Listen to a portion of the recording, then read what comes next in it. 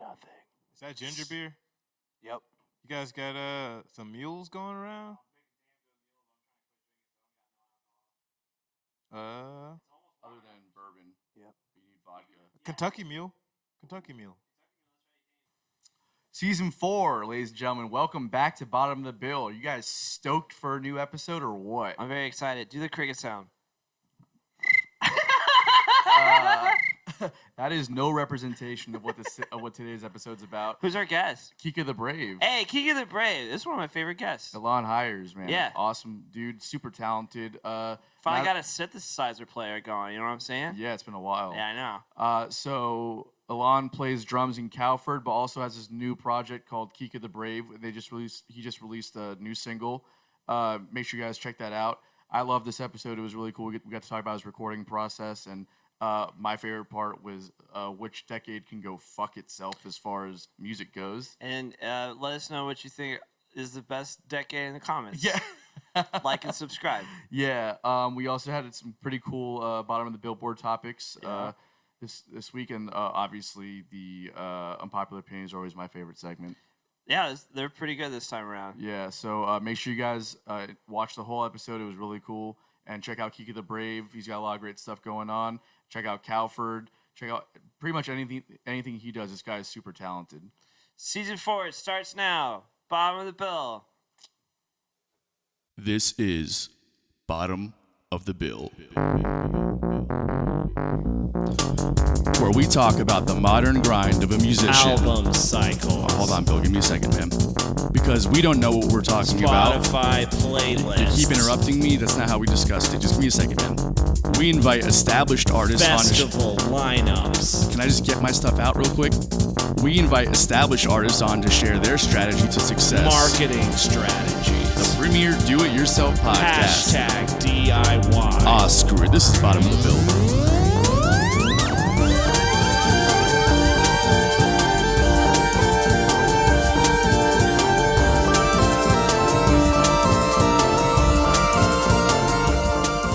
Welcome everybody to another edition of Bottom of the Bill. Today we've got Elon Hiers. I can't believe I just asked you your fucking. I'm the worst. Anyways, right. Elon Hiers on the podcast today. Thanks for being here today, bro. We appreciate it. Yeah, thanks for having me. Absolutely. We do a quick cheers. We never do this, but we're doing this. We're bringing it back. Bringing it back. All right. Neato. So Elon is a musician, producer, and songwriter. He currently plays drums at Jacksonville-based band Cowford and has recently released a few EDM singles under the moniker Keeka the Brave, now available on all platforms. You're also a firefighter, a dad, a husband, all these things. How do you manage your time, man? One task at a time, one day at a time. I feel like you seem like you're very good at time management. I'm not really. You're not? No, I try to achieve balance, and I end up going like really hard with one thing for a long time, and then like I got to go back and play catch up with the other things. Yeah, but it works out. Yeah. Word. Well, I wanted to, before anything else, you just played Swanee Rising. So by the time this comes out, this will come out in like a month from now. But either way, you just played Swanee Rising. How was that experience? Amazing. Yeah. Like Paul does phenomenal with those things. Like every artist that played was just great. We just bounce back from stage to stage and just see people that can like throw down on their instruments, and then just the people that go there like really welcoming of like newcomers and everything. So it just feels like another home to us, even though we've only been there once. Yeah, it has a way of doing that for sure. Yeah, I really miss the old school. I can't even believe I'm saying old school like Swanee festivals, but that's what it felt like, right? Where it was just like just those two stages, and everybody's just like on a train. That's the funnest part when you're completely sober and going back and forth between those two stages. Those were a lot of fun. That's the funnest part when you're sober? I was being sarcastic. Oh, I got you. Yeah. But it's just like you're in like a herd of cattle or something like that. Yeah. Yeah, I only went to Wani, I think, back in 2017. That was a pretty solid one, though. Yeah, of course. Like all those big festivals that they have there now are like they're incredible and the production's amazing. But something about the little guys. Well, what do you consider like a small festival? I consider Wani kind of small. It's like 5,000 people. Really? Yeah. I thought it was way bigger than that. I don't think so. Are you sure? Yeah. That's what this weekend was. But like Halloween, I don't know if I could handle that. It's a lot. Yeah. It was ridiculous. I'll show you some videos of the Halloween like main stage that they have out in the Yeah. field, and it's just like there's too many people. Yeah. Yeah. But it was incredible. Like I don't know. I don't think there's anything wrong with it, but yeah, there's just like 20,000 people right in front of you. Like, Yeah. what the hell? When we played in 2018, it was I think it's debatable on the exact number, but I think it's capped out somewhere around 30,000.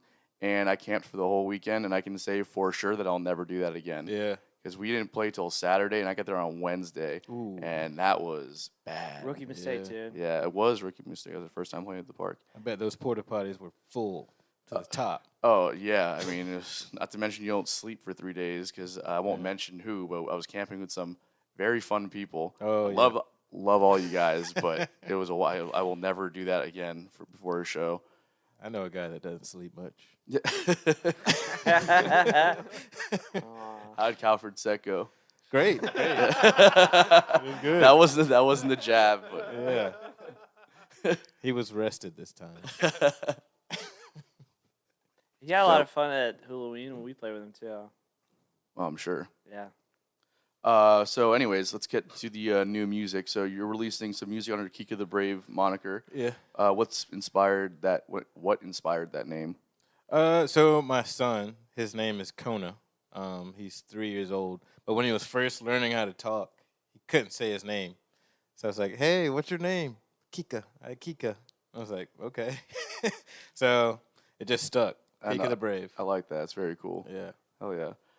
So and it's like EDM style. Would you consider like EDM music? I mean, it's electronic based. I would say more IDM than EDM. Yeah. It's, I didn't want to correct you either on there, but it's definitely idea. It's intelligent dance. music. Okay, I've never heard that before. That's what it is. So it's like instead of like 4 on the floor, broken beat, it's like basically if you don't have access to record drums and you need to program them, it's more, normal drum beats. It's not like 4 on the floor housey stuff. It's more post rock oriented than anything. I did notice that when I was listening to it. I was gonna ask you if you had played drums on it, but you programmed all that stuff. Mm-hmm.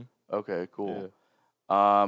And what was the inspiration for doing these singles and for this style of music in general? I mean, I've been trying to do it since I was like 16, maybe, but I never really had the resources or the know-how to do it. I started doing like EDM production back in 2008, I guess, and I really started to hone my production skills. And then started playing bass, and then kind of picked up the guitar a little bit more, and I was able to actually get all my ideas down and produce them in like a, decent record. I mean, it sounds great, man. Yeah, it all really the does. performances are awesome, and the production's great. So you played all the instruments on this. Mm-hmm. Yeah. Did you? Because I know you went to UNF. Did you learn all these instruments at school, or you just picked them up yourself and tried to figure it out? I went to JU, Oh, JU. Sorry, not UNF. Go My Dolphins. bad. My bad. but Sorry. it's all good. No, I started playing guitar when I was like probably 12. My dad got me a Strat because I wanted to be like Jimi Hendrix. Nice. And I played drums. Got those when I was 7. And bass I picked up when I was about 22, 23. And yeah, just started playing them, I guess. None of them I feel like good enough to be in a band with yet, but as far as producing, I can sit down and make some good noise with them, Well, not to like take away from like the process of making this kind of music, but it does make it a little bit easier when the whole thing is done electronically because you can just get the notes that you're going for and then just start Exactly. splicing and moving things around as you need them. you know? Yeah, I mean, I'm no Anton. You don't want to be in the studio, bro. Trust me. No, yeah. 12 hours on one guitar solo. Let's talk about it. I wonder, have you ever recorded that way where it's just like very, very digital at all? Yeah. Really? hmm Okay. Do you like it better than trying to do it in one take and everything like that? No. Now, do you No. think that's pride, No. or do you think that's because it's harder? I to am do? really prideful, though. Yeah, I like there to you play go. the instrument. That's definitely what. It is. No, but I think that for my purpose, I hate the technical stuff. Mm-hmm. I like being in the studio and trying to hear the ideas and then describing those ideas and have the engineer do the work. Yeah. The tech, like when the software starts to fuck up or if something's not working right or if I'm like hitting like the wrong things, it drives me so crazy that I can't be creative. Yeah, So that's why I personally I just don't like it.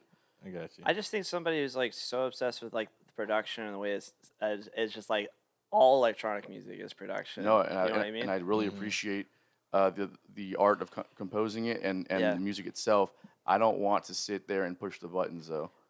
I love doing that. Yeah. I'm curious because of the way that this is done. It's also layered and like the possibilities are endless. When do you decide that it's done? That's hard. It's actually probably what takes me the longest time to get a song out is just to decide when it's done. Yeah. A lot of times I'll lay down like the foundation and then I'll leave it alone for like 2 weeks and go to something else. And I'll come back and I'll try to sort out what is the main theme of this song and what's the supporting aspects and what is the backbone.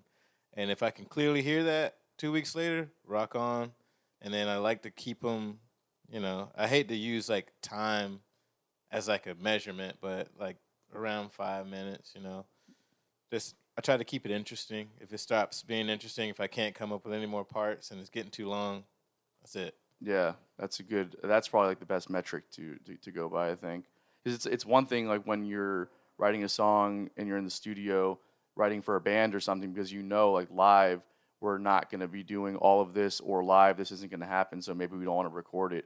But in your scenario, it's like the majority of the people listening are going to be listening to on the record or like on the album or whatever. Right. So it's like my brain would just go crazy, like overload. Like, you can do what? Okay, let's fucking go for it. Yeah. That's the thing about being in the box, man. You have this whole world of possibilities to use, and you just have to use I'll use a church word, discernment. Discernment. To Is that know church for restraint? I think so. Yeah. That's what they taught me in church school. Church school. But yeah, it works out. I mean, I've come out with some tracks that I haven't released that are complete garbage. So Really? yeah, Let's hear them. We'll play them. We're gonna play them right now. Go ahead and just throw it in. Yeah, We'll go cut it. ahead. We'll come back. this will That's be my last appearance. Do you remember? Do you remember when Aphex Twin just kind of vanished forever and then just came out with a new album almost 20 years later, right? Yeah, He never stopped making music. He just stopped putting it out. So he just has albums, like an insane amount of albums, just ready to go. That's really smart. A good rule of thumb, boys, can you look up who the creator of Rick and Morty is? I forgot the.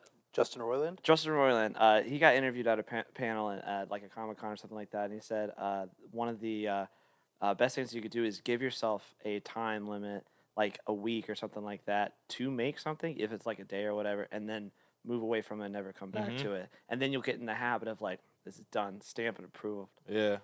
So That's a good rule of thumb. well, just to get you in the habit of like, all right, let's move on to something else, Yeah. Otherwise, you'll be like Tool or something. You know what I mean? Good reference. Yeah. It's too early for reference. So keep going. Yeah. Sorry. So, are you planning on doing a live version of this project? Absolutely. So I gave myself about a year to write and figure out the live show. It's going to be probably the most difficult live performance I've ever had to do because it's, like you said, everything's so layered.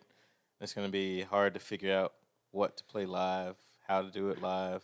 I'm going to have to find musicians that are okay playing. Keyboardist.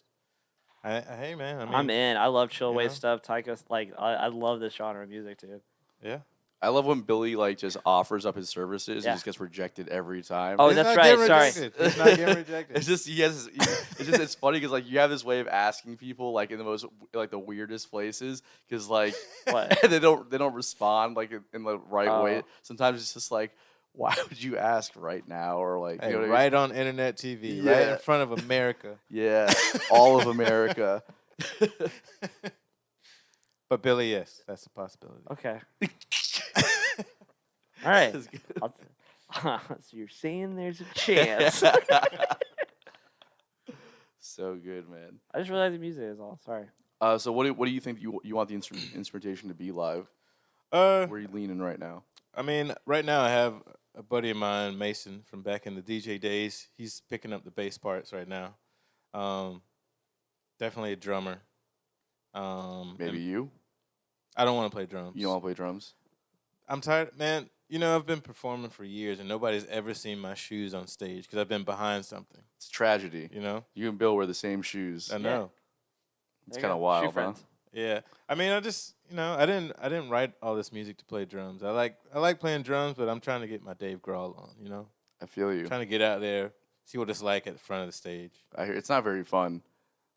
I got a forearm tattoo, so I can play guitar live now. Nice, bro. You and I can do the thing. I mean, See? yours is way cooler than mine. I got but both sides. No, it's not. I actually Don't drew this say one that. myself. You did? Yeah, I drew that.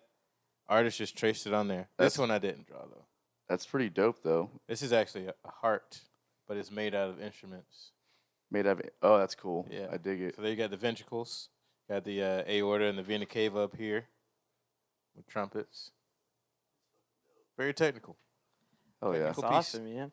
Now you saw the podcast with Nat and Steve. I did. Where he dressed up As Anton. as Anton. Oh no, wait, it was a different podcast. But it was if No, it was anybody. that one. No, there was a different one. Sorry, I think it was with Max. Where if nobody said anything in that episode, that you had to get the same No Fear tattoo on that arm, and I think that would be the funniest thing in the world. Yeah, I probably won't do that, but No fear anywhere. no- Not this arm or that arm. yeah. Take that, world. Yeah.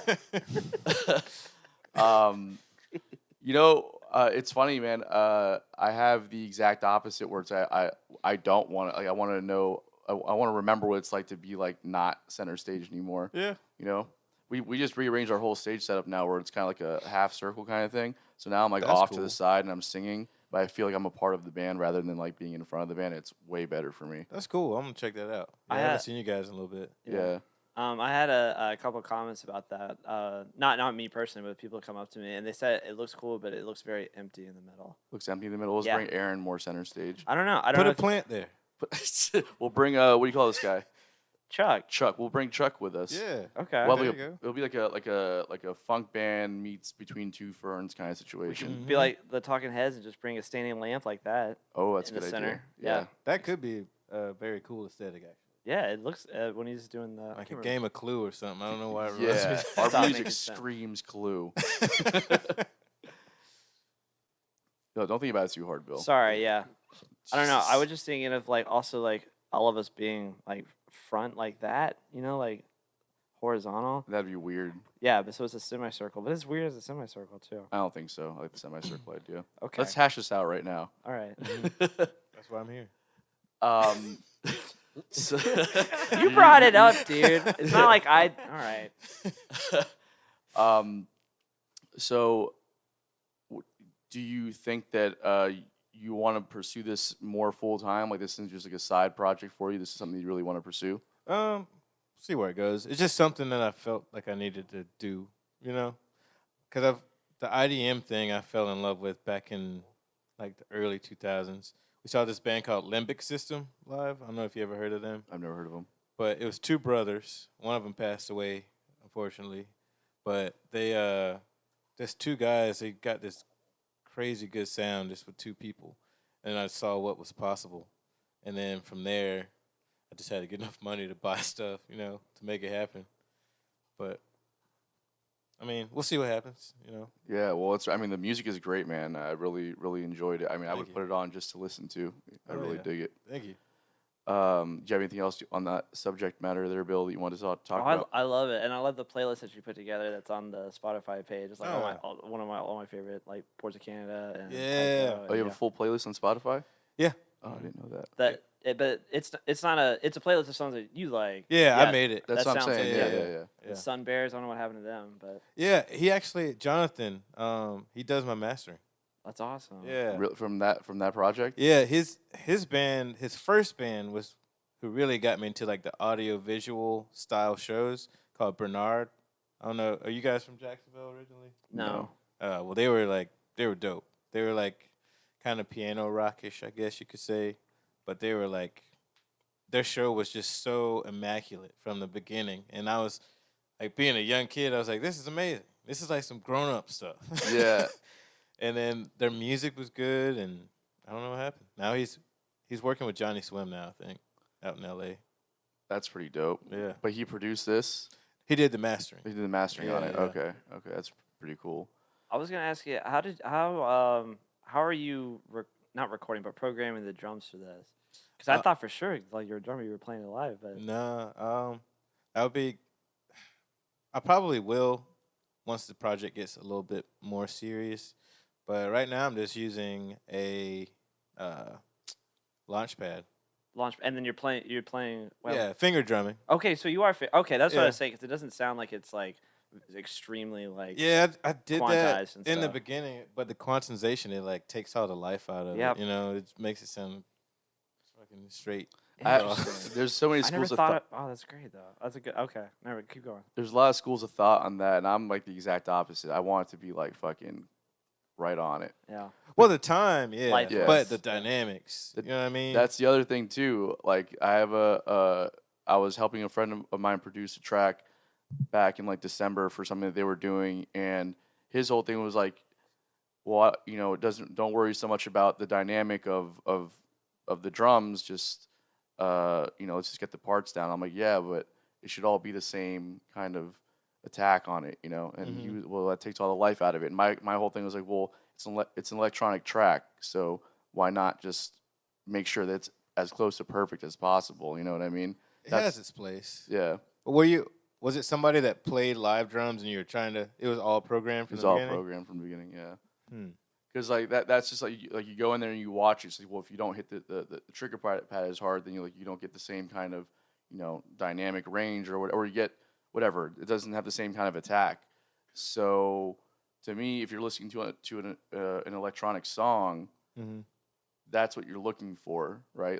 Like that kind of perfection, anyway. So that's what I would want to hear. I wouldn't want to hear like a snare hit that sounds one way and then all of a sudden sounds like it dropped out a couple decibels on the next one, Yeah, I mean, there's, you can be tasteful about it too. I mean, it's not like you're playing like a mezzo piano and then fucking way up here, but Right.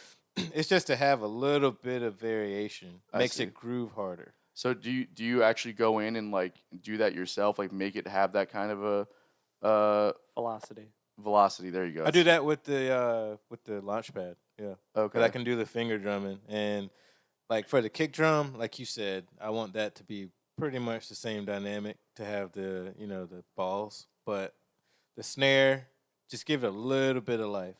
Not much variation, but just a little bit of variation so that it sounds alive a little bit. Now, do you hit it that way on purpose, or do you go in and like fix the velocity? I hit it that way on purpose. Oh, okay. To an extent, and I mean, if it sounds crazy, I'll go in and fix it. But that was the reason for me switching over to the launch pad versus just clicking and dragging everything in there. Gotcha. Yeah, that's pretty cool though. Well, this is a great transition into our bottom of the Billboard artist, because speaking of a band that does crazy work in the studio, and that Bill liked to reference or did reference earlier, is Tool. Yeah. So today, the bottom of the Billboard song that I'm recommending is Tool, Right Into, off the 10,000 Days record.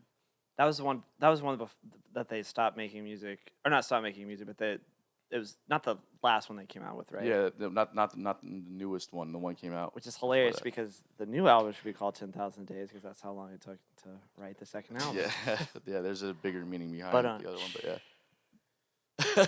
Anyways, I love this song.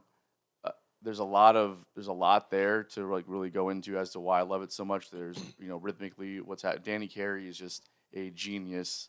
Makes 11/8 feel like 4/4. Yeah, exactly right. It's cool is because like they emphasize it's like some kind of like percussion thing, like a chime or like a bell or something where they hit on the two of that last the top of the phrase.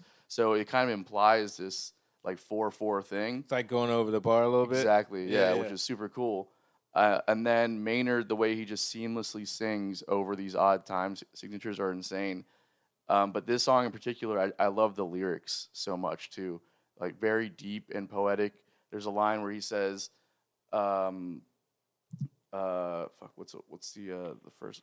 Repugnant is a creature that would squander the ability to lift an eye to heaven, conscious of their fleeing time here. So what a fucking brilliant line. And he's like an atheist, you know what I mean? So it's just crazy. And the fact that like I was looking up the songwriting process because I had it backwards, I believe, when we were talking a little while ago, that the band actually takes forever, and Maynard is the one that doesn't take a long time writing the lyrics. I thought it was the other way around, that the band's like, all right, come on, man, write lyrics to this. No, it's the band. It's the band takes forever, Yeah. and then the band comes up with the whole song, and then Maynard writes lyrics on top, which is wild to me that's the way that they write songs. Yeah. But it's so funny that but you really love it, and that's the rest of it. Yeah, Do you yeah. want my opinion about it? Yeah, of course. The music is awesome. The time signature is crazy, and it's like 11/8 the whole way. I was like, I figured it out, and I was like, I got it, Especially guys. when they break down and go into like the tabla stuff. And Yeah, just- what are they playing the instrument on the like percussion Tabla. solo? Definitely. What is that? Yeah, tabla. Like an Indian. Like they put water in that thing. It sounds like there's water in that Yeah, thing. I actually don't know. Chris might know the answer to that question. There is not. There's Okay. But they use their palm to like push down on it. That's how you get that pitch. Oh, That's that what it thing. is. I know what he's talking about. Doesn't it sound like there's water in there? It does. Yeah, for sure. All right. Show Billy. Show so we can. Oh, yeah, that guy. Yeah. Yep, him. Pretty Mr. neat. Tabla. I'm not sure if Danny Carey was actually playing tablas on that or if they had another percussionist, but I think that he was. We could probably find that out. Sure. Anyways, but I think that was cool. It's a long song. It was like 8 minutes Yeah. long. So I'm not a huge Tool fan. I like not saying that there's like I don't know. I just don't know much about Tool or listen to many of their songs or anything like that because Yeah. I just didn't get really into it. But the music's great. It's the lyrics for me, man. It's like extremely contrived. What do you mean? All they do is It- talk about monkeys and getting thumbs, and then we're just monkeys. We're just monkeys. It sounds like Joe Rogan's favorite song. Stoned Ape Theory Yeah. album. Yeah, Well, he's exactly. he's talking about like the. Oh, I get what he's talking about. That's why it's so contrived. yeah, it's contrived. He wrote the lyrics ahead of time. It's contrived. It's yeah. contrived, like you know where you got the like. It's very very. It's not deep. Like words. It's not that the concept is That's deep. what- I'm not saying that. Yeah, it's- the concept's not deep. It's the way that he puts the words together that's deep. He says like 100 times like I got the God made monkeys and then gave him thumbs and now this is the way we are. That's basically what he's saying. the whole thing. Yeah. Poetry, Billy. There's Yeah, poetry, but like it's not poetic. it's very poetic. You have to go back and listen to it again. I listened to it twice and then I read the lyrics like several times. I'm like, I think he says monkey one more time. Like you can't come up with You anything have a else. theme. Huh? You have a theme. He tries to stick with a theme. I'm just saying it's just a little contrived. The concept itself is anything crazy, and but I think the way he puts the words together are amazing, and the melody, like the way he's singing, Yeah, it's all really like catchy. the music, the song, like I'm still gonna give it a thumbs up without a doubt. I You don't like just the words. no, it's not even that. It's just the way that you said that the lyrics is what does it for me. I'm just like, you gotta be kidding me. No, man, because there's a difference between the concept of what they're talking about versus like the way the words are put together and how you describe that concept, right? Like that's the difference. It doesn't have to be a deep concept to be able to explain something in an artistic way, Yeah. right? No, I totally get it. And actually, there's a couple of lyrics where it actually is like deep, like with the one that you said. But Yeah. like it's like 8 minutes of him talking about monkeys getting thumbs. Yeah. I swear to God. What do you think, Elon? I was all about the instrumentation. Yeah. That's kind of where I live. 'Cause Yeah. I can't sing. I mean, I listen to vocals that, sometimes they're powerful. Yeah. But the 11/8, it took me like a little bit to figure out, what was happening. I had to kind of subdivide, but yeah. Danny Carey's the man. He's like one of the most revered drummers ever. Yeah. To me, for a long time, that was like the sound.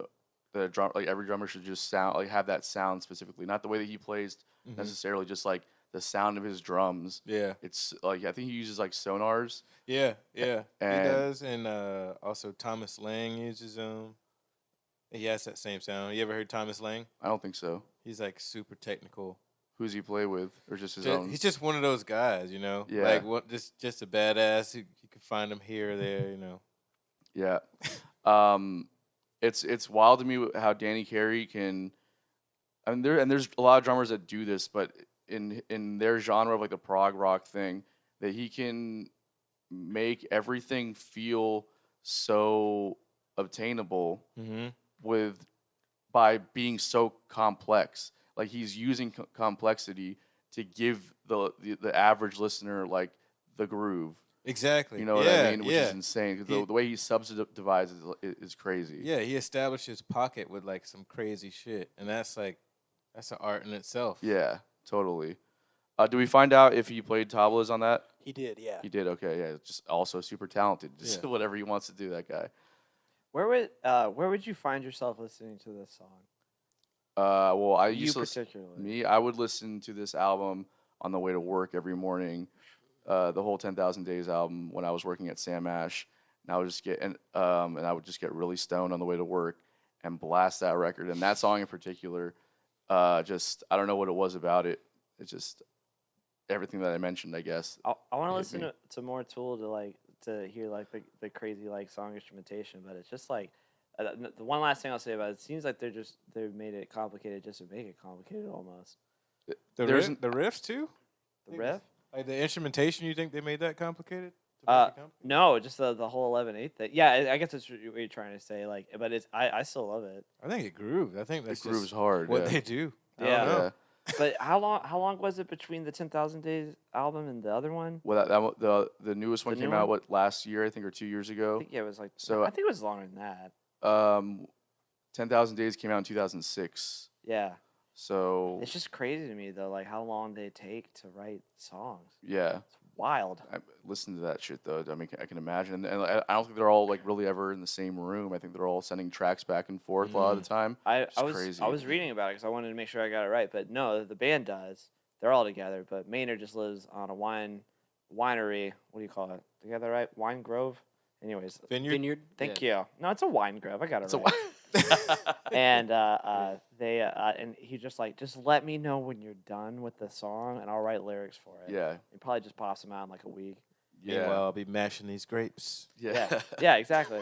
I mean, it's no wonder that guy has to like do other things because his band doesn't write songs in one time. He's like, bro, I mean, I want to do this, but I can't wait 12 years to write a record.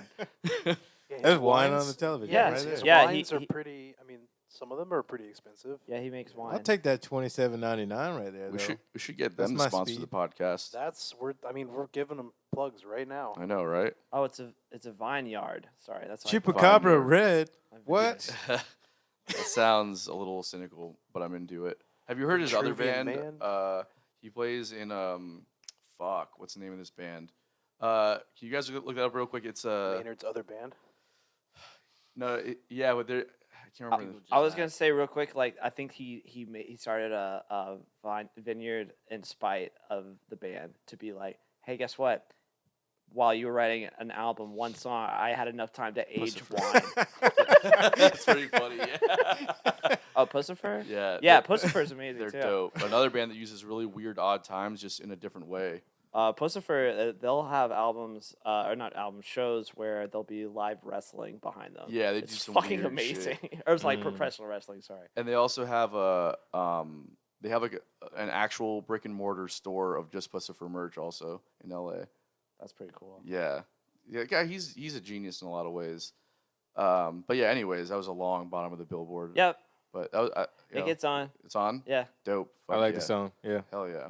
I don't know when I'll ever listen to it, but it I gets listen on. to it like 5 times. Whatever it takes me to get here from the airport, I listen to it. Nice. Do you live by the airport? Mm-hmm. Damn. Northside. Yeah. Yeah, that whole album actually, most Tool fans, if you're like a real Tool fan, that's not the album that you listen to. You listen to like It's always the early stuff. it's always the early stuff. But to me, that's the one where I discovered them because I didn't, whatever, Sober and like all they're like their bigger songs that came out, and Undertow, like one of their earlier records. It's all really good, but I didn't connect with that. I listened to this record and I was like, this is a happy medium of melody and like progressive rock, So that one just hit me. Anyways, back to you, our Here I guest, right? We have a guest on today. Right Yeah. here. So I'm curious. I want to kind of get into the Cowford stuff a little bit. How'd you get linked up with Nat? I met Nat in high school. Really? Yeah. Remember earlier I said I learned it in church school? Yeah, church school. Is that your high school? Yeah, we went to Trinity Christian Academy. Isn't that where you went? I went to Providence, so Oh, okay. I feel your pain. Yeah, we played in chapel band together. Oh, okay. And yeah. You played drums Mm-hmm. and you played guitar. Yep. That's pretty dope. So what? He just like because he had Delta Wolf before, right? Mhm. And I forget who was playing drums for that. I think it was Josh Brown. I think. Yeah, that's right. Yeah, you're right. But I actually saw that band. That's when I saw Nat for the first time in like 8 years or something. I was a bouncer at the club playing at. Really? Yeah. What club was it? It was Harmonious Monks at the Oh, beach. Yeah. I used to Would host you a call jam. that a club? What would you Yeah, call that? I that would call was- that. It used to be a pizza restaurant. Well, I had to bounce some people call out it of a there, shithole. so I was a I call it a bouncer. No, for Front. sure. Yeah. You call it a front? Is that what Definitely you a said? Definitely a front. That place. No, it was great. Jack's Beach used to have a ton of places to play music, and now it has just the best place to go. Blue Jay. I love Blue Jay. Yeah, Blue Jay's one of our awesome. sponsors, by the Yeah. way. So they were playing there, or what? He was just hanging out there. They were playing there. They were yeah, playing there, okay. Yeah, and I saw him live, and then I moved to Riverside, and I saw him in Publix, and he asked me to come jam. That's how it all happened. Yeah. What made you want to get involved with this kind of music, given that your background seems to be a little bit different? I mean, I've kind of played everything over the years, but I mean, Nat's voice, like I heard him singing Delta Wolf, and I was like, yep. And then I found out Steve was in it, and I was like, yep, Yeah, this is where I want to be. So, totally. yeah, those guys make it easy. And how do you think your background, or like, you do a lot of the electronic stuff, do you think that adds anything, or do you bring that influence to the table at all with them? There's not really an appropriate place in Cowford to let that really shine through. My jazz and funk chops kind of come out a little bit, Okay. as far as the flavor of some of the songs, For sure. Yeah, I mean, you fucking like just have like a I don't know, a very assertive like rock groove, man. Yeah, you said that. Like the first time we played, you're like, man, you're so assertive on the drums. And Yeah. I appreciate that. Yeah, it works. I mean, I've only heard you play drums in that scenario, Mhm. so I would love to see you play like you play various styles, right? Yeah. I would love to see you in another style. It would blow my mind to see you playing in like a jazz club, just like fucking. Because with Cowford, you're just like fucking balls to the wall playing the part, man. Oh yeah, thank you. How much of the influence do you have in the writing? Actually, I wrote riffs that are coming out, like full riffs. Really? I wrote, yeah. Awesome. So more now that they know I can do it. Would you just like hide the fact that you could play instruments for melodic instruments for a while? Not really. I mean, just since I haven't had the exposure on those instruments, like I don't consider myself a guitarist. I consider myself a bassist. I consider myself a drummer that happens to be able to play those things. Right. So I just wrote the riffs and I showed it to one of them one day, and they're like, "That's pretty cool." So I started doing more of it. Nice. And it's kind of like in that vein, or do you think it's adding something different? No, it's definitely in that vein. Oh, yeah. okay. Yeah, it's Cowford all day. Cool. Mhm. Hell yeah. So what do you want to see happen with that band ultimately? Well, we just got KP, he's already added so much. Oh, he's playing with you guys now? Yeah. Oh, hell yeah. On bass. Nice. He was playing with you at the the block party, right? Mm-hmm. Yeah, you Yeah. guys were incredible. Thank you. I think, was that his first show with us? It might have been. But yeah, he's full-fledged Cowford member now. He signed the blood pact and everything, so Nice. he's with us for life. It looks like you guys would have that kind of scenario going on. It just You know. does. There's some dark ceremonies and whatnot. So, kind of on topic with that, actually, what's the band dynamic like? Non-musically. What do you? Does Nat kind of handle everything, or is the responsibility split up a little bit? Yeah, I mean that's kind of the the spearhead of most of everything. But he's pretty good at delegating some stuff. So And what responsibilities do you typically take on with them? I'm more of the online stuff, that gets passed down to me. Stuff like that. How do you figure, like, how do you work it into your schedule with all the shit you got going on? Are you just like, I don't know, it's just wild to me. It's like crazy. There's time. I mean, if we have I feel like the hardest thing is just getting content collected in one place where you can access it easily. So if it's there, there's nothing to like, come up with an ad or run some type of promo. Yeah, that shit's easy. Yeah. It's just getting the time to get together all in one room and like take pictures or whatever you got to do. Yeah. So, it's easier with Keeka the Brave stuff because it's just me. Right. It's like there's like just no moving parts basically. Yeah. Or just at least you reduce them, which is a big thing. Are you guys planning to tour or anything like that? We've got some more out of town stuff coming up. We've got we're playing. This will probably come out after we play, but we're playing 1904 the 15th this week. Okay, so Friday. A couple days, yeah. okay, Friday with cool. Dean Winter and some other people that I'm forgetting. I'm sorry, y'all. When you see this. They won't hear this until May anyways, so it's good. I went and it was really great. Yeah. Yeah, but we playing in Tallahassee in June, and Where are you guys playing at? I don't know. Oh, That is- nice. That is that fire. You're on top of it. Fire Betty's. I don't know. It's probably there's that other place called like the Wilbur or some shit like that. That sounds right. Yeah. That sounds right. Yeah. I'm leaving town a couple times in between there for other stuff, so I'm all over the place. Yeah. So, what I kind of want to get to like your background, like where you come from and all that stuff. Do you come from a musical family? No, No. not at all. Well, are you from Jacksonville? Yeah, I'm from Jax. Yeah. Okay, so what was it like? What were you hearing? What was around? Well, my dad played music all the time. He played like Bob Marley and jazz. Sorry, Dad, but it wasn't real jazz. It was that shit they played on the radio, like the smooth The jazz. smooth jazz. It's the fucking like 80s Benson. Yeah, It was I get enough for me to hear trumpet. It was enough for me to hear muted trumpet, and that was all I needed. Because then I found Miles Davis. So There you go. after that, I don't know. Like in high school, I was really into jazz, like almost too much that I became like an asshole. I feel like everyone goes through that period. Yeah, I got pretty pretentious for a while, but then I was into like Coldplay. I was into Interpol. I was into like some metal stuff, like Arch Enemy, Killswitch Engage, all that. Well, I want to bring you back for a second. You said Yeah. when you were in school, didn't you go to school for classical? Well, I was in like a normal high school. Oh, so Yeah. high school is when you started getting like studying. Yeah, that's when I got into those types of music. And luckily, Fernandina, where I went, had a jazz band. Okay. So they were able to like kind of nurture that. And then from there, I went to JU for music scholarship and was in the jazz like heavily. But then I found out about math rock and all that other stuff, and that was kind of my jumping off point. When do you think that you wanted to start playing music as a profession, or when do you think you discovered music as a passion for you? I mean, when I was little, like I always knew I wanted to do it. Like first time I heard like a drum line, I remember it like vividly. I was like 5 years old, and I saw like the bass drum come by, and I felt it like in my chest, and I was like, I need to do this. Yeah. This is what I have to do. That's awesome. And was drums the first thing you started to play? Yeah. Okay.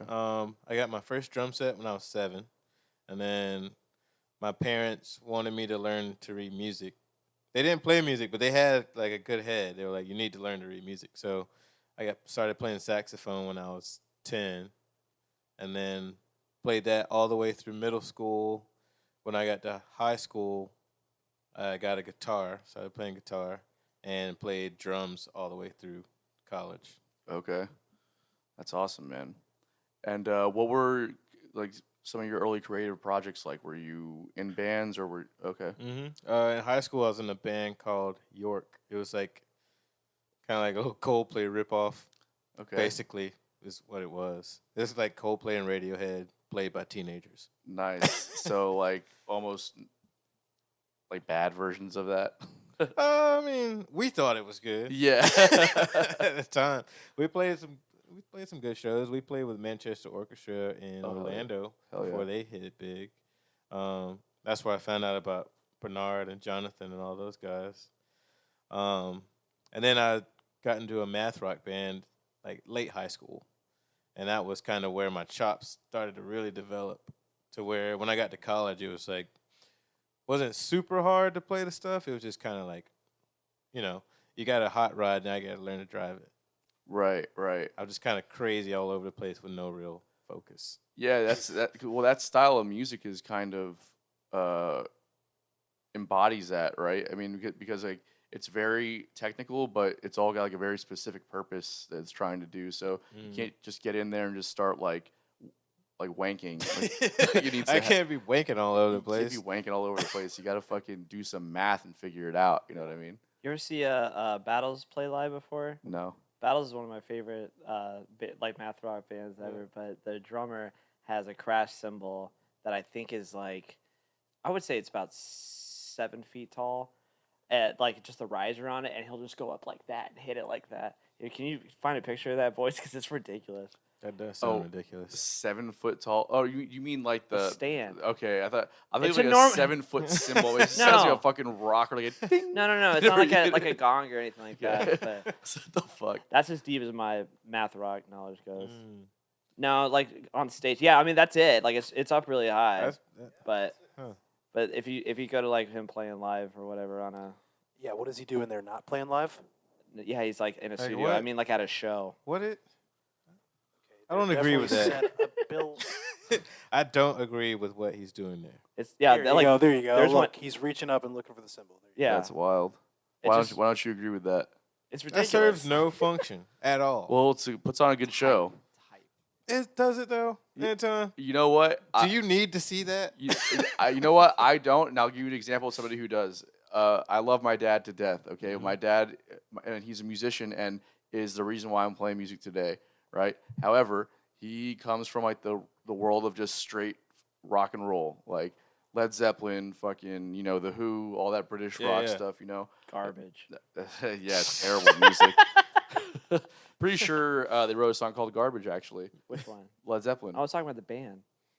Oh, the band Garbage. I'm just messing around. Yeah. Sorry, I'm just messing around. Yeah. So, anyways, my dad loves seeing that kind of shit. Like to him, like I was watching. Who was it? I can't remember who it was right now.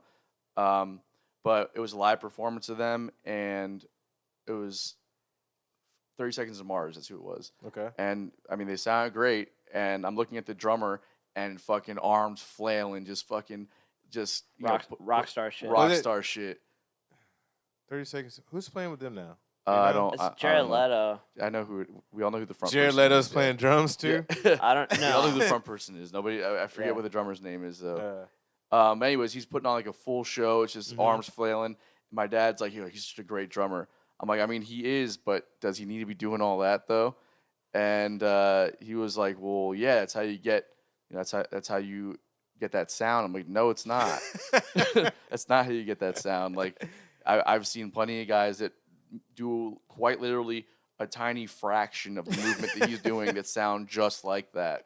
And he was like, well, it's all about the show and blah, blah. And so anyways, my point being is that there are a lot of people, fans, and even musicians that don't come from like the more it's all about the music kind of world. You know what I mean? Yeah. That do appreciate that kind of thing.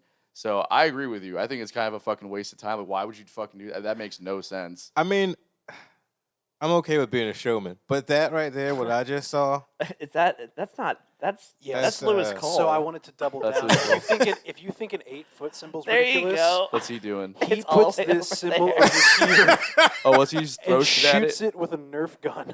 That's fucking bro. The timing I'm on just- that though.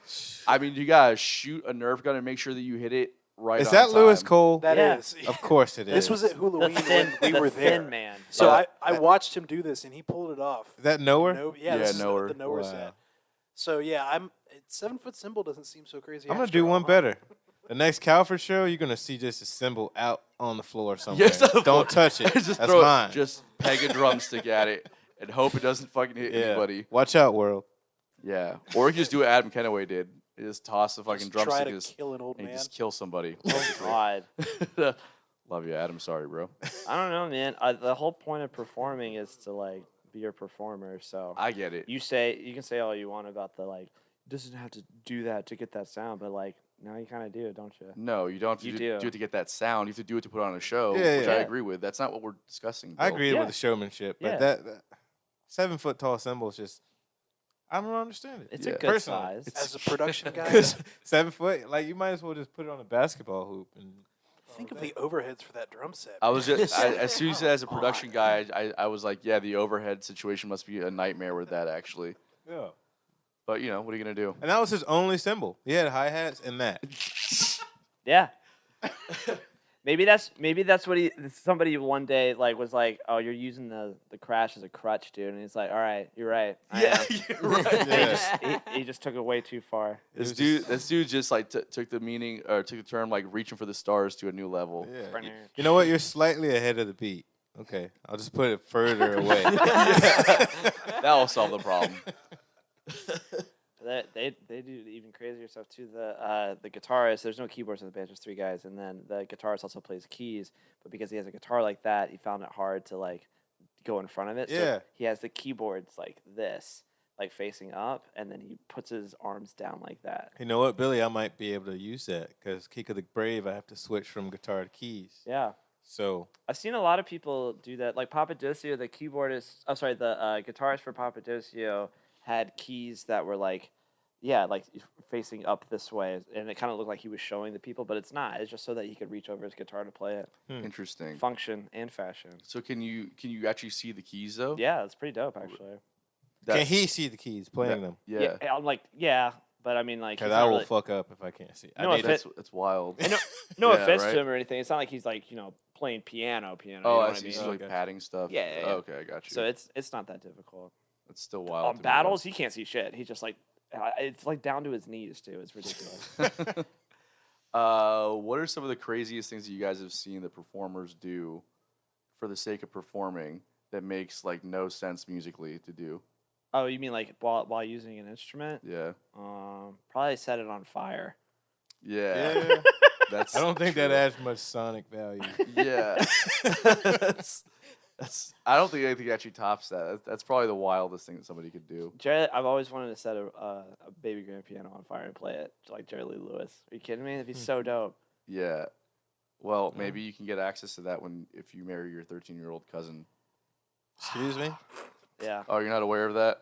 No. Jerry Lee Lewis, one of the great rock legends of our time, married his 13-year-old first cousin. Yep. It was I the think 50s. I did hear something. I know he married a young person, but I didn't know they were related. Yeah, they were very related. And they stayed together the whole time. Good for them, you know. They were in love. Family. You gotta stick with family. You gotta Family love family. first. Family first. Where's he from? Double check. Is it Alabama? For sure, Alabama. You don't even need to check that. You could just run that. This is an Alabama face. Yeah. Oh no! Yeah. Well, Sorry, Alabama. yes. Go watch Great Balls of Fire with Dennis Quaid and Winona Ryder. It's a great movie, but it's creepy. Yeah. Hmm. How old was she when they made that movie, do you think? Winona? Yeah. 'Cause that was an old movie, right? 13. 13. No, Yeah. she wasn't 13. They were going for the effect. It needed to be like a real 13-year-old. Dennis Quaid was already a creepy old man by that point, so. Just makes you think of The Parent Trap weird.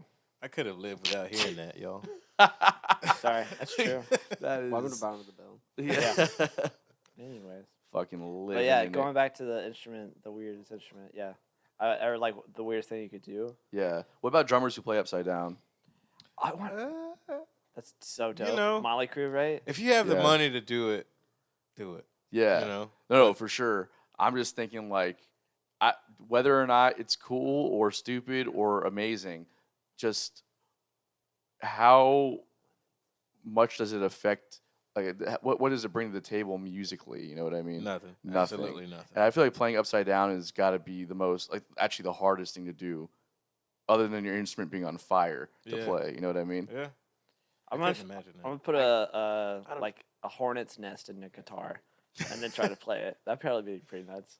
I got something weird. There's a piano professor that Chris and I used to know. Oh yeah. Yeah, that she would take half of a lemon and she would bring it with her and she would get the lemon juice on her fingers and then she would play piano like that. And the idea was that the acid in the lemon juice would neutralize the oils that were left on the keys What? by other people playing. She would do this every time, and after the show, you would find half of a lemon wrapped up in a napkin on the piano, and the keyboard of the piano would be coated in sticky lemon juice. Yeah, that's gross. What the fuck? Yeah, it was super weird. All for jazz, man. All for jazz, man. Fucking makes 0 sense. That same woman also, she would bring her own monitor. It was her own specific monitor, and like she had a regular stage monitor for everything else, but she had a monitor that she brought, and she wanted an SM57 in the third hole of the frame of the grand piano. It had to be in there, and she would bring that with her every single time, and that was the monitor for her piano sound, and then everything else came through the stage monitor. Where would that be on the sound spectrum? What, In the middle? in the middle? I guess, like, you know, sure, like, you know, it's just in the frame of the piano. Like, it would get some stuff. I don't know. Like, Very strange. yeah, Yeah. it was Yeah. not a good representation of the piano. Yeah. in my opinion. But That's wild. People do some weird shit, man. I've fuck, I was gonna say something. I forgot what What's it the was. weirdest thing you've ever done? That's what I was trying to think of. But I don't really do weird shit. I though. played a synthesizer with a Obi-Wan Kenobi lightsaber before. That was pretty dope. At a Oh, you show. did. And I crushed it. I was playing the Imperial March. I was like, brr, brr, brr, brr, brr, brr. You're Yeah. doing like a jazz version, just hitting just random notes with it, or you were actually hitting actual notes. Now you're burning jazz on your own. yeah, I did that. And if you want to do that, that's fine. I'm always nobody's safe, bro. You know what I mean? Jazz. Jazz. Fuck jazz. Anyways, Jazz does some stuff sometimes. It's kind of, you know, just because it can. yeah. Well, yeah, totally. I mean, but I feel like everything does that though too. You know? Yeah, anything John Cage did. yeah, Yeah, dude just didn't. Or play. didn't do. Yeah. Yeah, that's the I- famous one, but Gene just reminded me of the time, like, you feed an electric guitar hay. yeah. That was a piece right there. You remember that. I've Or you got- had to like water the piano. I think was another Yeah, one. that was a good one. I've got another one actually. I remember doing a jam at what was it called? In Fort Lauderdale, like an open jam after a festival, and some guy was playing a Marshall stack cranked up to 11, but just with a guitar pedal, no guitar. It Oh, was just- I remember you just- telling me about that. Yeah, that's the worst. One of those Feedback. noise chords. yeah, he was a noise guy. Ugh. I don't understand that. Me neither. Do you? Do No. you guys get that? Am I No. missing something? No, I mean obviously we all are because people like it, but I don't. It's just all about being like ironic. I think you know what I mean. It's not. It's I don't know. It's just a representation of irony. He was not being ironic. He was being awful, and we were so mad at him. You and see he it- wouldn't leave. You see a lot of that shit in South Florida though. People do like weird. Like we had this. We would have people come to like the open mics at Churchill's. So on Mondays it would do jazz night, but then if you weren't a jazz player, you would just go to the back and like do acoustic stuff, you know, which is what I did. And people would come back there and just do weird shit. They one time just had like a didgeridoo band. I'm not being like, 1,000 didgeridoos. yeah. That's saying like when they said that, like I know people laughed at them. I was like, yeah, that's a thing. People do that. Like, I've seen it. But like the Miami scene does like they got a lot of weird artsy shit like that. Huh. It's kind of cool, but it's also like this is just being ironic now, you know. Yeah. But I want to say that I would love to see a jam band interpretation of 435 by John Cage. Just a 3-hour jam of no music. Wait, you dude. just jam it? Yeah, he just fucking just 3 hours of that'd be like the ultimate troll. And like imagine like headlining a Halloween set, doing like a John Cage tribute, and you just do 435 the whole time. You just different It's- players move to different parts of the stage to indicate solos. Yeah, exactly. Just silence? Yeah, Like Pootie Tang? yeah. Remember Pootie Tang when he came out with that album? It was like Cover silence. John Cage. I'd fucking that'd be amazing. So boring. Yeah, that's the point though. It's like a troll, you know what I mean? I don't think anybody would stay around. Yeah. It's those extra 2 seconds that get you. I'd love to 'cause be the song's sound guy on that one 4:33. though. So it's those the 2 seconds really kind of. That's the jam. Really, Yeah. that's Jam. exactly. That's the stretch It's section. improv, bro. I had a point and I forgot it. Never mind. I've been asking everybody this question lately, and Billy and I have vastly different Oh, for opinions on fuck's this. sakes, we're still like We're why- doing this. You know what? This is the new DJ7? segment. DJ7 had that was a great question that he asked, and I think that we should ask everybody that question. If there's one decade that you had to eliminate from music, what would it be? Give him the time From period. the 50s Yeah, to there you go. now. From the 50s to now? Yeah. That's hard. I mean, because, yeah. Does it have to be like a multiple of 10? Can it be Yes. like, oh, shit. It has could to be be. like 60, 55 to 70. 65? No. Nope. No. Yeah, we're gonna have some casualties, I know. and that's okay. We just have There's to a just- lot of good early. Man, I would just 50s, 50 to 60. Really. Yeah, Okay. That's kind of what I'm yeah. gravitating towards. Because I now, mean, the too. 60s, you still had like the heavy jazz hitters still alive, pretty much. You also for had the most whole part. British invasion, and you had, like, I mean, the whole hippie movement, like, you know, Woodstock and all that stuff. Yeah. I mean, like, that's everyone can. I think most people can agree that Yeah. the '60s are a cultural cornerstone Mhm. that can't be touched. Just Yeah. get to your point. The point is that the '80s can go fuck itself. The 80s, no, bro. Yeah, thank you. Finally, Don't somebody name, on like- my side. You're Don't talking name, to a synthesizer man over Oh, I here. know. That's why That this is the conversation- golden era. That's Yeah. why this conversation's so fun for me. Um, Trying to get rid of Gary Newman. Fuck okay, yourself. look, you've named one person, and everyone else that we've talked about. I'd Gary Newman. What about Randy Newman? What about Randy? say Randy Newman. Short What about people Randy? and got- Yeah. I really hope and, Randy Newman started in the 70s or something. And when- like, And I when, won't get rid of Randy Newman in a heartbeat, man. when's he getting canceled for short people? Randy I'm Newman? just saying. Is he still alive? Yeah. Oh yeah. I think so. Get- You just get- gotta check get canceled check for all the short Disney people. movies. He does a lot of work with He it. does, yeah, he's I'm pretty sure they're making another Toy Story soon where he'll just do that whole soundtrack. Again. Actually, his brother, I think, did one of the other soundtracks. His brother does scores too. Really? Well, he did a soundtrack for Toy Story also? No, I think he did like Nemo or something. Oh, that just wasn't Another as good. I got Pixar. you. Yeah, they couldn't get Randy. So they it got his wasn't brother. as good. I mean, you know, do Is what he you can. dead? I thought he was No, dead. He's still hanging alive. out. But yeah, no, 80s are amazing. Yeah, they had some good stuff, but they you had know, they had incredible stuff. So you like the 50s more than the 80s? yeah, 100%. Just like Like I mean, Chuck Elvis Berry. and stuff. I love Elvis too, but Chuck Berry, Little Richard. I mean, yeah, Elvis Presley was That's also good. amazing. Jerry Lee Lewis, Big know, Mama regardless of Thornton. his Well, we just talked Big about Mama that. Thornton. You You know, know. whatever. Michael Jackson diddled kids. Are you gonna stop listening to his music? That's true. So R. Kelly, did what he did. I was waiting. Yeah, people still jam out to Ignition. I'm just saying.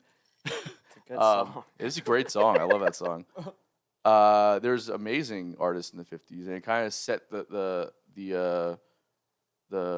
platform or set the stage for the '60s. You know what I mean? Which the '60s would, and without the '60s, we'd be nowhere right now. Yeah. It's annoying too because what he'll do is like I'll be saying like, oh, I love this band, like Van Halen's my favorite, and it's like that's actually 70s. I'm like, God Yeah, damn Yeah. it. Especially all the stuff that people love by Van Halen's like late '70s. No, I know. It's, Yeah. and it's by 1 year, Well, 79. Doesn't matter. That's what we said, right? That's right. There's Even got to be you- a little bit of a blur between the like. You should give like 1 year away. Nope, you can't do it. Can't do it. Yeah. It's 'Cause gotta if I be- did that, then Pink Floyd would have to go too. Because I'm pretty sure was it the Wall came out in like November of '79. Oh yeah. Yeah. So Oh no, damn. can't do it. I was about to say because that's pretty 80s. You think about it a little bit. It's Can't not. get It rid doesn't of sound like 70s, 80s. though. Yeah. 70s got some good shit. Oh, 70s is like to me, 60s, 70s are like that's the order of it. Then 50s, and then 90s, and then early 2000s, and then now, and then the 80s don't even get on the list. Yeah, because I'm just like, what about Wait a minute. Talking Was the Heads? early 2000s a choice that I had? Oh yeah. Oh, yeah. All up until now. Fuck that. Yes. That's All what the you wanna way. get 50s can come You know- back. I wouldn't want to live in the 50s, but it can come back. Yeah. Okay. Why is that? Yeah. I like to use any bathroom I like. I like to drink out of any water fountain I like. So yeah, I don't agree with you, but I can respect that opinion on the early 2000s. What's in the early 2000s? Like Little John? What you like? Well, Lil Wayne. That's what he likes. I do like Lil Wayne from like the Hot Boys era. Lil Wayne is dope, and that was early 2000s. Justin Mhm. Bieber, thousands too, right? That's 2010s. Pretty sure. I think it was like 2011 or 2012 when he got discovered. When was Baby? I feel like that's. I the- think it's. I think he might have been in that before the decade. Yeah. Because he's in high let's school. find that out. Like When 06? No, not Movie is 06. 2010. 2010. Really? Damn. Right on the Right cusp. on the cusp. So he's gone. Or I guess he's still here. But there was from early 2000 stuff. I mean, yeah, I could probably agree with that too. But I have such a disdain for the 80s because What? Why? Yeah, and then he'll put on like. what do we do? Wait a minute. You So put on like Thriller. Walk Like an Egyptian, and he'll put on. Yeah, Thriller? but Thriller's out. That's Anton. great. I said we're Thriller. gonna Billy- have some casualties, guys. Billie But Michael Jackson Jean. had some great stuff in the 70s too. Yeah, he had Off the Wall. It was a great And album. also Yeah. Jackson 5 was dope. So I'm just saying. Oh my like, god. but look at when we were on the road a few You think weeks ago. 70s Prince is better too? Oh, for sure. That's ridiculous. First two records are so much So better. wrong, man. Well, it depends what if you like the I like controversy. okay, that's fine, but it's so cheesy. No, I just like talking about controversy. Yeah, he's like, Oh, is that a Prince album? Yeah. It's like Purple Rain, dude. You know, It's great. Whatever. It's all good sides. So we're gonna have some casualties here, guys. I'm talking about just overall it was put out in the era and the overall vibe, and also 70s Prince. His self-titled record that came out, I think, in '78 was amazing. I'm It's not like saying it's more like Stevie Wonder though, which I like. You know, what I mean, like '70s Stevie Wonder Yeah. stuff. It's more like that. You know. I like the cohesion of Purple Rain, though. Yeah, dude. it's great, but I mean, come on, it's so cheesy. I don't know, man. Some good stuff. Good stuff. Yeah. Fuck. I was gonna say something else. Like, oh, right. So we were on the road a few weeks ago. We were coming home, and You were drunk and I was I was driving. hammered, and Billy was driving, and I was like, "Yeah, it's fucking." We had the same conversation. I was like, "You know what, bro? I got you. I'm putting on some fucking dope '80s music." I start putting on like Whip It, and, like I was like, "Oh, bro, I got we'll put on the Go Go's. I got you." So we got the beat. It's just like all these terrible, Cheesy, like ice cream shop music. yeah, like, and obviously the '80s has better stuff than that. But I was being a dick, you know what I mean? Yeah. And then I put on like, well, I got you. I'll put on some '60s music and put on like, you know, Sgt. Pepper's and shit. It was The greats. yeah, exactly. So I don't know. It was we were having fun. Yeah. I was having fun. Billy was I hating pulled his that life. aux cord out like 4 times. Yeah. Stop Just it. fucking put that bitch right back in. Yeah. We're listening to fucking Devo, bro. Put on- That's it. Put on Hot Listen for to the Teacher, depth. man. Yeah. The lyrical depth. Yeah. That drum solo from Hot for Teacher is like one of the most epic fucking things of all time. Yeah, I said we're gonna have some casualties. You know what I Yeah. mean? Yeah. Alright. Yeah. All right, so I think this is the time to go to unpopular opinions. All right. All right. Yeah, for sure. And this segues pretty well because, believe it or not, yesterday I watched Top Gun for the first time. No in my way. life. Yeah. No, stop, Billy. I know. Billy, hold I on. Swear to God. I'll do you Billy, one better. let me just tell you this. That was my topic. I swear to God. No way. It was going to be that I don't like it. Are you serious? Yes. No I swear way. to God. I've been thinking about this for years. Wow, you That- guys are just. That's my unpopular opinion. Is that it's well, I guess it's not unpopular, but He's in the band now. oh, nice. that was it. You just send the blood pack. But- Cowford and Keeka the Brave just got fucking a keyboard player. Yeah, but I really watched it. Like, it is just it's just dry. It's so bad. Like, I don't know why people love it so much. That soundtrack is hilarious to me. That's crazy, I laugh- Billy. I swear to God, I was thinking about that all day. I laughed so many times. They'll just be like, "Okay, we're gonna get back in the plane again. Well, what song should we do?" It's like, obviously, Kenny Loggins. We don't have a choice. bow. And then yeah, take my breath away. They played. They spent so much money on footage from the Navy that they couldn't afford a soundtrack, so they have 5 songs in the movie, and it's just the "Take My Breath Away." They say the word Top Gun so many times. Like, it's Top Gun is a school. They say Top Gun. It's just I don't know. Yeah. It's not that it's bad. It's just I don't get why people love it so much. This is crazy that Billy had. That was my. Is that really what your I unpopular swear, opinion is? That's Billy. crazy. I swear. One of you guys now has to think of a new one because I actually have one too, a different one because you guys were talking about it, but I think smooth jazz is better than normal Get jazz. the All fuck right, out man. of Now you're just getting crazy. Now you're just reaching. Smooth jazz makes sense to me. I can like digest it. And- Yes, It's all smooth. diatonic. You Alright. can Yeah. figure it out. Yeah. Jazz, smooth brain. Yeah. They just put fucking octaves over major scales and called it jazz, or over the pentatonic scale and called it jazz. Yeah. Well, it has the word jazz in it, so I do like jazz. My professor at JU hated Kenny G with a burning passion. I think everybody Isn't he does. coming here soon? I would love to go see You should him. probably buy tickets. Yep, VIP for Birthday's you, coming bud. up. Maybe maybe the Florida Theater will sponsor us and get you some tickets on that. Or is it Eventbrite? I don't know. But I just thought that's hilarious. The thing to say. But yeah, smooth. But I like jazz, but only if it's smooth. Yeah, that is very unpopular Yeah. because there's not. I don't think one jazz. What's the name of that person. song? The Never Gonna Dance Again. That song? Shut the fuck I up. fucking You're love calling it. that smooth jazz? Yeah. Well, just a saxophone See? solo. No. Careless Whispers? Careless Whisper. Thank you. That's not smooth jazz. Yeah. Yeah, it is. Billy? The saxophone's jazz. saxophone. If it has a saxophone, it's jazz. All right. Billy? Yeah. Well, Billy also thinks that any song that's a saxophone in it sounds like the SNL intro. That is true. So, It's just a little bit. It's either it's slower or faster than the SNL intro. you can show him a Coltrane too. Say, yeah, it sounds like SNL to me. I don't know. Yeah. That's not really how I feel about jazz music. That's how I feel about soul music, honestly. Oh my goodness. It just keeps going. No, I just don't think that jazz doesn't really sound like that, in my opinion. Oh, you're saying soul music sounds like that across the board? No, I'm saying like a lot of times I'm like, oh yeah, it sounds kind of like Saturday Night Live. Yeah, it doesn't though, right? The only thing that I will give you credit for on that is the intro to the Chicken, Jocko's version. The intro to that sounds like the SNL intro for sure. But Yeah. other than that, Better You're not at- say that in front of Jeremy. you know what? I've said a lot of things in front of Jeremy over the last few weeks, and it's been a pleasure going down those rabbit holes. I will say. I don't care, man. Like that's smooth jazz is better than real jazz. Whatever. Oh. So Saturday Or Night and, Live. you know, it's not real. I'm gonna say from now on, rough jazz. You like rough jazz? Oh yeah, you're big into I like my jazz. you like my Miles porn, you know what I Davis. mean? It's like Yeah. I'm not really Rough. not really into rough jazz. That sandpaper sound. I don't like that. Yeah. I like that smooth jazz. You know what I'm saying? Which is it's funny because Miles Davis would be like a more palatable version, you know, 'cause he's more modal and versus like the bebop players like Charlie Parker and people like that, you know what I mean? So it's funny that you would call that rough jazz. and you know I'm being facetious. Of course. It's just funny to say. Yeah, of course. All right, so Yeah, I'll what's yours, bud? my unpopular opinion is that Paul Walker.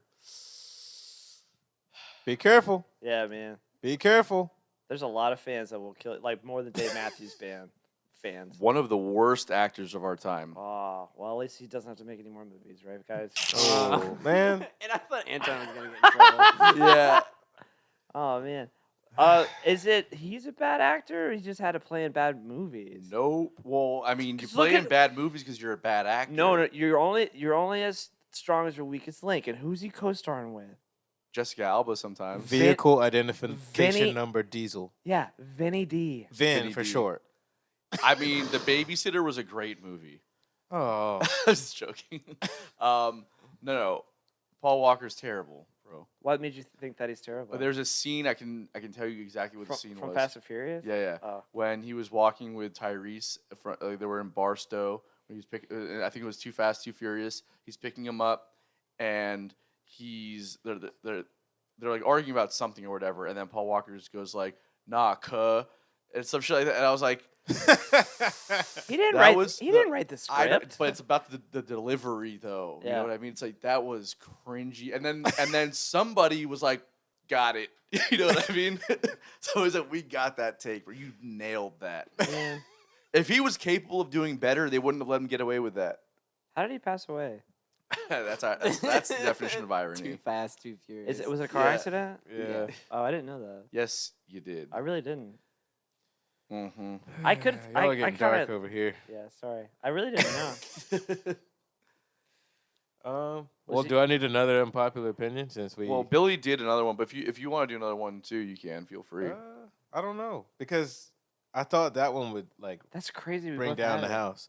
No, because I actually haven't seen that movie, so yeah, You haven't seen Top Gun? par for the course on Yeah. mine apparently. Sarah, my wife, she tried to show it to me a few years ago, and it was just like I fell asleep. I was like, "This is the driest thing I've ever seen in my life." It's also you got like the time. What was it, like 70s when it was made? Or was it 80s? Fuck yeah. 84. Should we delete came it? out in 84, 84. yeah. So the 80s has a Delete good track that. record. Delete that. Yeah, well, we'll get rid of the whole thing. You know what I mean? Oh, yeah, I'm saying if there's one spoiled apple, sometimes it's gotta go. The whole bunch got to go, right? Yeah, and I got like some Air Force and Navy friends that are gonna see this. Oh, Sorry, yeah. y'all. Sorry, Sean. Sorry, all the Broel guys, but I don't like it. Don't like the movie. Y'all seen Tarantino's take on it? I saw this video recently. He was talking about how he thinks it's a allegory for a man figuring out he's gay. Yes, 100%. It's like Yeah, it's Maverick a, is gay. it's a and little Iceman gay. is like symbolically like being gay. See, I never got that far, man. I fell asleep. Yeah. And I was done. I fell asleep before all the gay shit. I don't know. that whole beach volleyball scene. Like, what was that about? I don't Yo, know. you what haven't guys seen talking you haven't about. seen it. I'm so just you like, don't know. you guys are just saying things to me right now. I watched it for the first time yesterday. I was like, I'm finally gonna sit down and watch this. I don't know how I've gotten this, but I guess you proved me wrong that you can go even longer without seeing it. Yeah, I mean, you can go along without. I've never seen The Matrix either. We know that. ridiculous. Oh man, Yeah. you dig that one? I've tried watching it and I've fallen asleep. Really? You haven't seen Alien or Aliens or Predator? I don't like sci-fi stuff. What about the You Terminator? haven't seen Predator either? No. Any of them? Terminator. I saw Terminator when I was a kid. The I saw- T2 or the first one? I saw all three of them. There's 6 of them now, but Oh yeah, D2 is the best. Yeah, I agree. oh with yeah, that. James Cameron, raise the bar. But then again, I don't like sci-fi, so whatever. You know, like Mm. I here's the thing: is that I like the concept of what they're doing, but something about it being fictional takes it away. Like takes the whole thing away. I love reading about like new discoveries in physics and stuff like that. Mhm. But when they're trying to portray it in a movie, I can't believe it. It's like this isn't.